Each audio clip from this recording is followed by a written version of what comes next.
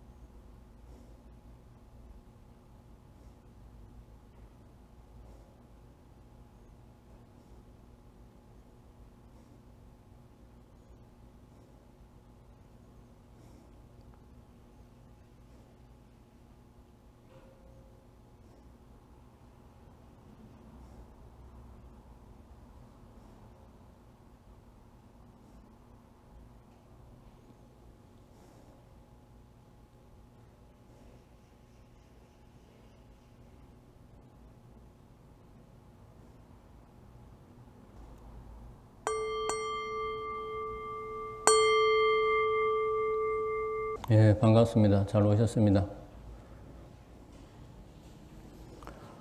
예, 지난 이틀 동안 아주 황사로 아주 힘드셨죠? 외출도 못 하시고, 어디 산책도 못 나가시고, 그죠? 근데 오늘 이렇게 또 1호흡에 한다니까, 하늘에서 알아서 또 이렇게 다 깨끗하게 이렇게 또 충솔 해주니까, 이렇게 또, 법회를 또 아주, 잘 할 수 있는 것 같습니다. 오늘은 부모님 은혜와 진정으로 보답하는 길에 대해서 부처님의 말씀을 가지고 같이 공부하는 시간을 가지겠습니다. 어제 어버이날이었죠. 그래서 예, 부처님께서 부모님의 은혜에 대해서 이렇게 범천경에서 이렇게 말씀하셨습니다. 비구들이여, 자식들이 집에서 부모를 공경하는 그런 가문은 범천과 함께 사는 가문이다. 최초의 스승과 함께 사는 가문이다. 고대의 신과 함께 사는 가문이다. 공양받아 마땅한 분과 함께 사는 가문이다. 여기서 범천, 최초의 스승들, 고대의 신들, 공양받아 마땅한 분은 바로 부모를 두고 한 말이다. 그것은 무슨 이유에서인가?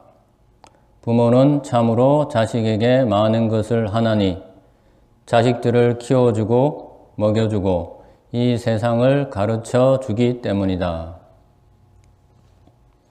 부모는 범천이요 최초의 스승들이라 말해야 한다. 그분들은 공양물을 받을 만한 자이니 자식들에게 연민을 가지기 때문이다.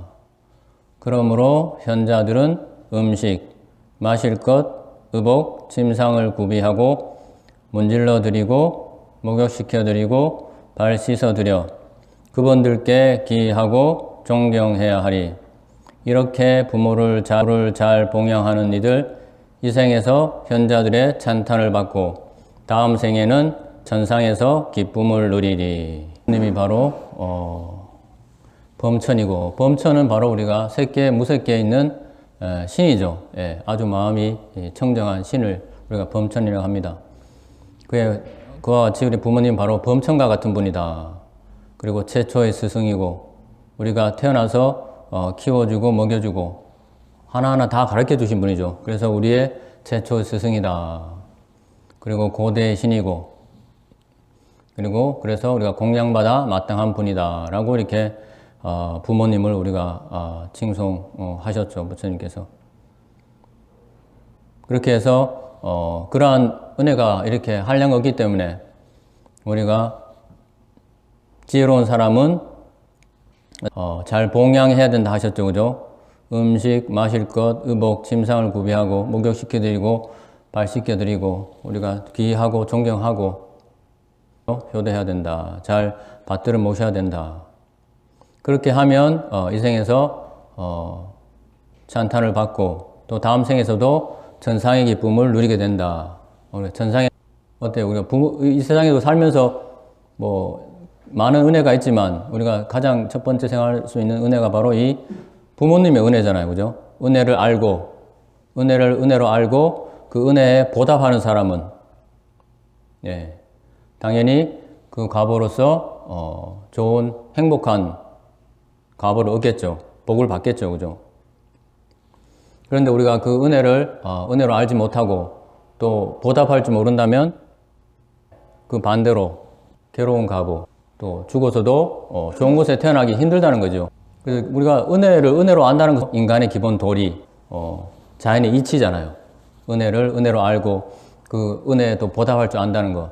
부모님을 잘 복양하는 것이 가장 큰 공덕이구나 알고 부모님을 잘 모시고 효도하고 이러한 사람은 당연히 이 생에서도 우리가 행복한 과보를 받고 다음 생에서도 천상의 기쁨을 누리게 된다. 그렇게 말씀하시죠. 어리석은 사람들은 이거 좀 잊고 살죠. 우리 눈앞의 이익을 위해서 자식의 자녀와 우리 결혼하게 되면 또 이렇게 자식이 자녀와 배우자만 또 생각해서 부모님이 노쇠하고 이게 연로하시면 또 그쪽에 우리가 마음을 잘 못 두고 오직 우리가 자기 가족들만 이렇게 챙기는 경우가 많습니다. 예. 그렇게 하다 보면 이제 점점 이렇게 우리가 불효를 하게 되고 나쁜 업을 짓게 되는 것입니다.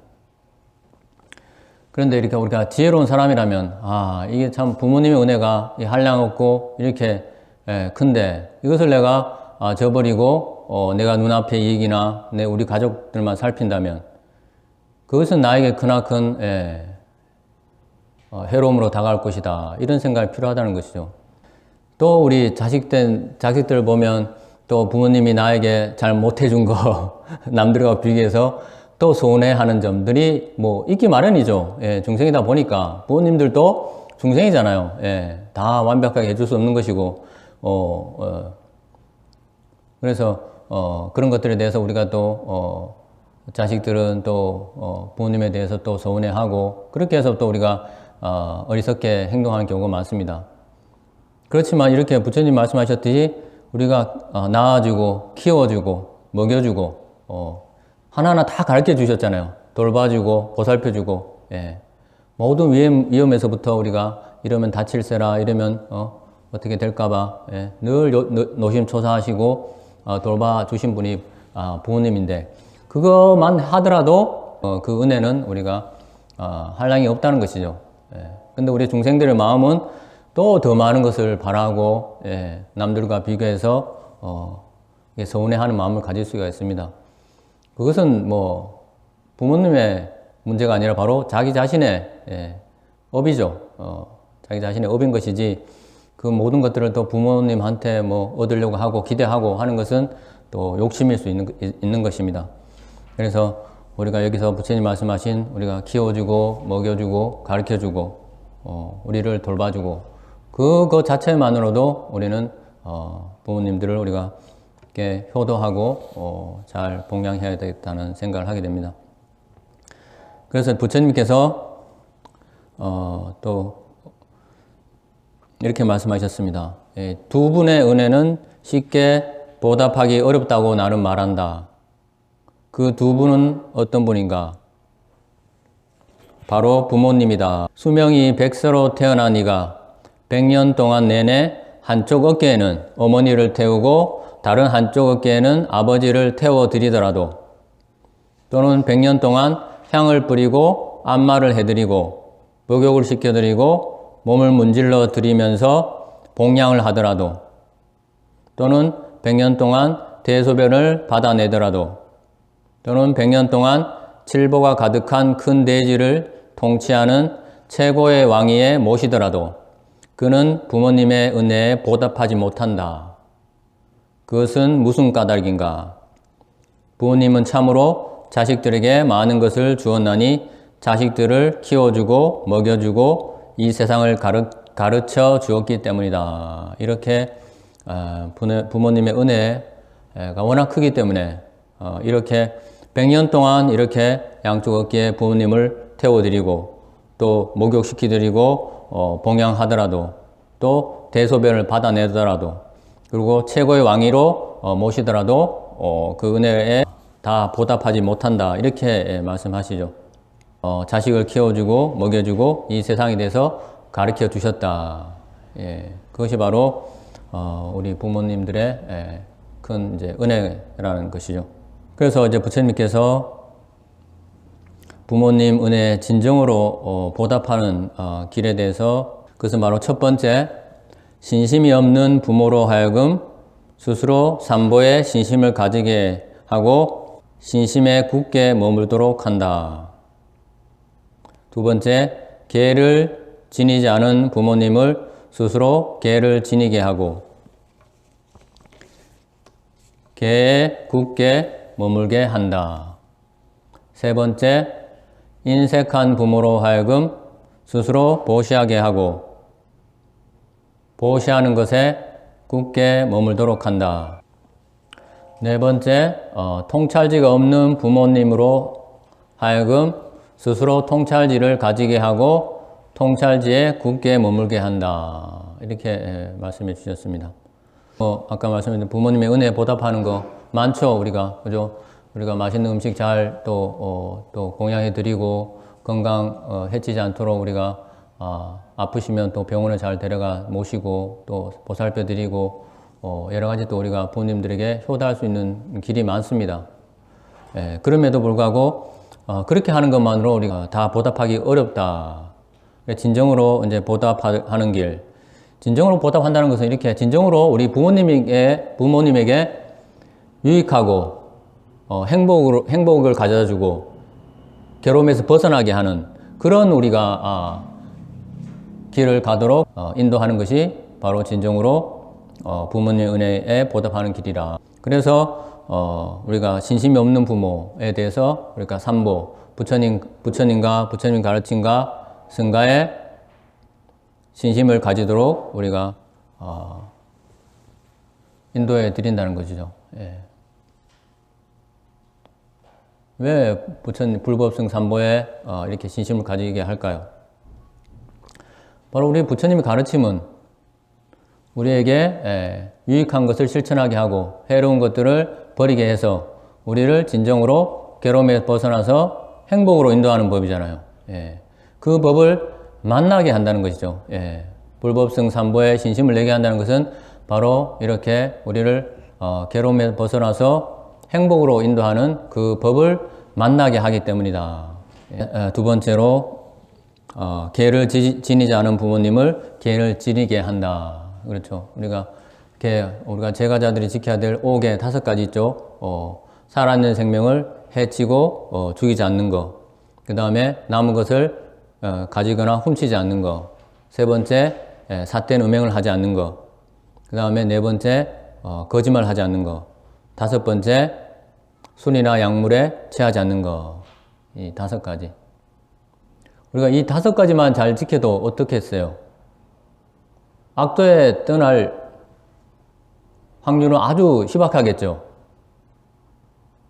이 5가지 지키기가 우리가 참 쉽지가 않다는 것이죠. 그래서 우리가 계라는 것은 바로 우리가 늘 가슴속에 마음속에 새기고 내가 이것을 꼭 지키리라. 이걸 내가 지키지 않으면 이걸 통해서 내가 악업을 짓게 되고 그렇게 해서 내가 악도에 떨어지리라.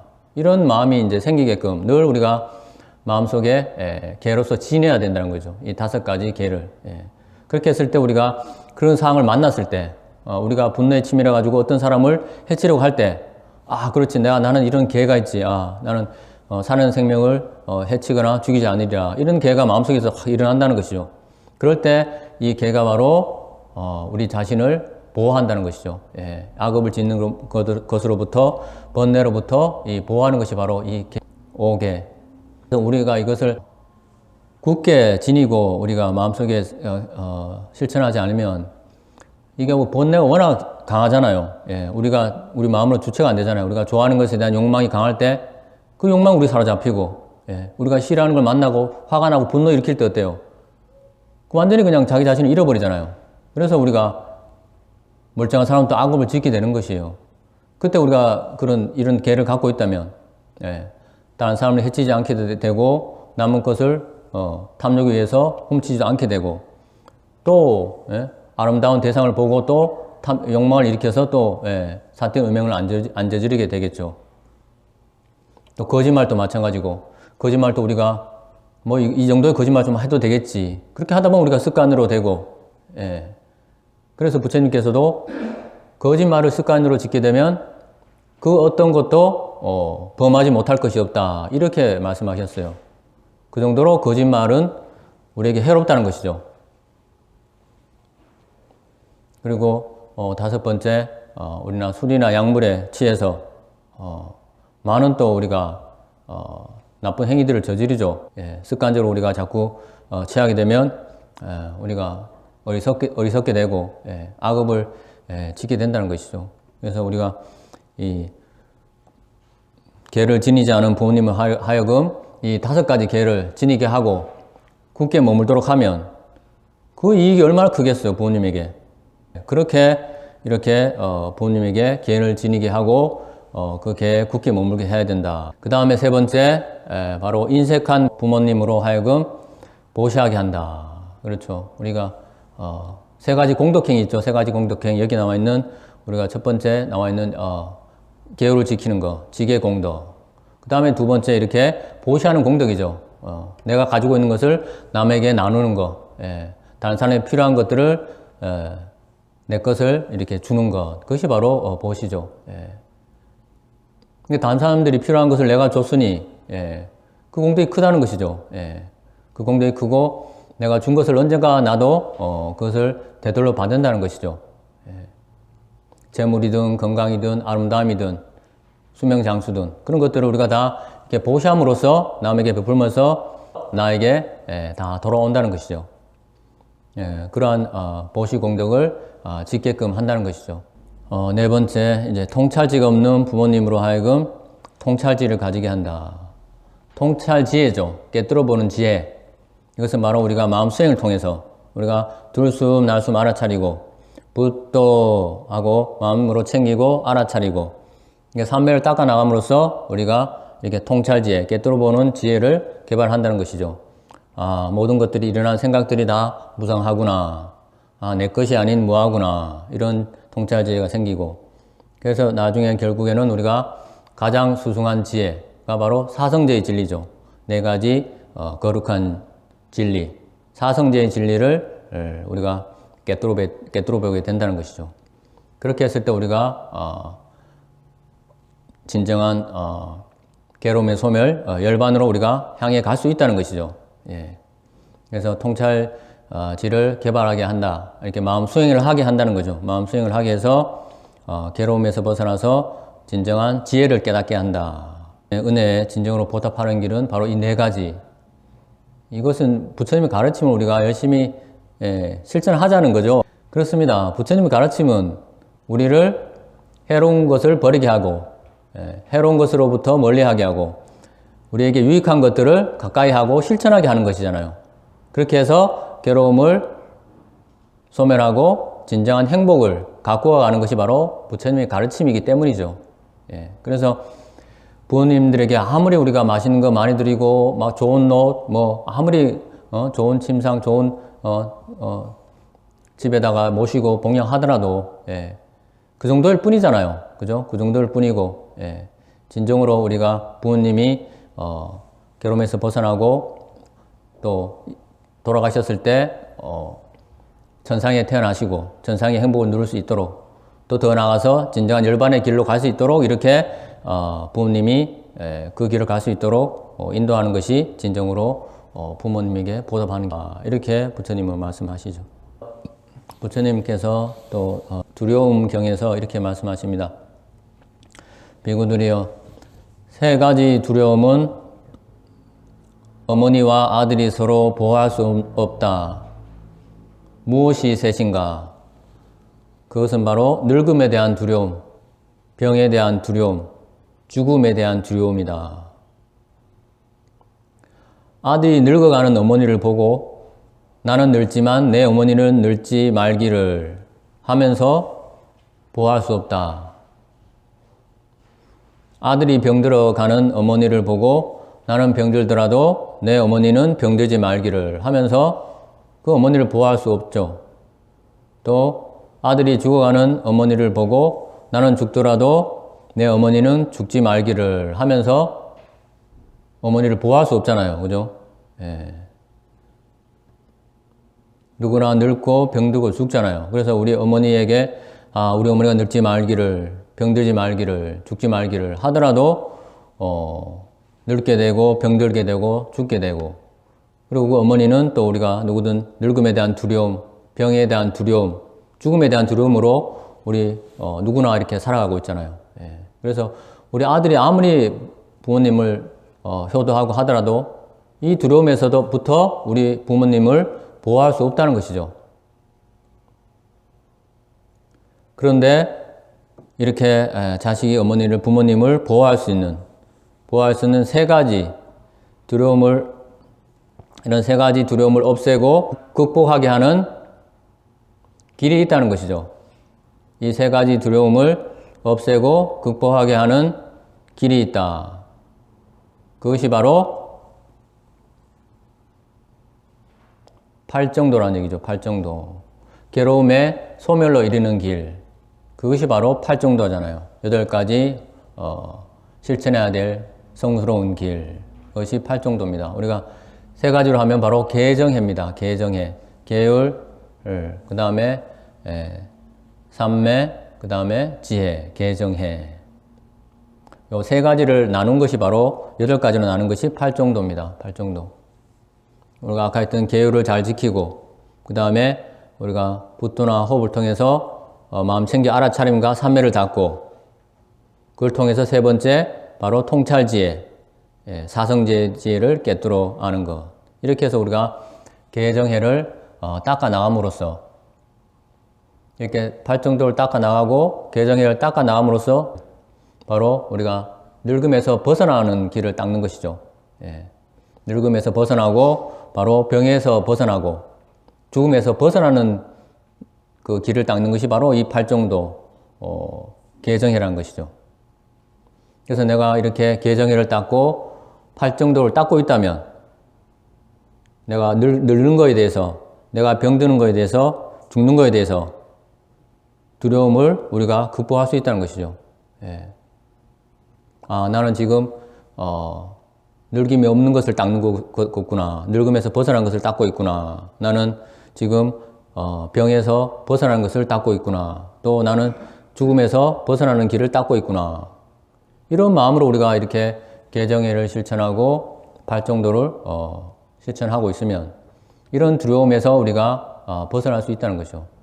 이러한 두려움에 사로잡혀 있지 않고 우리가 평안한 마음으로 이렇게 실천하면서 살아갈 수 있다는 것이죠.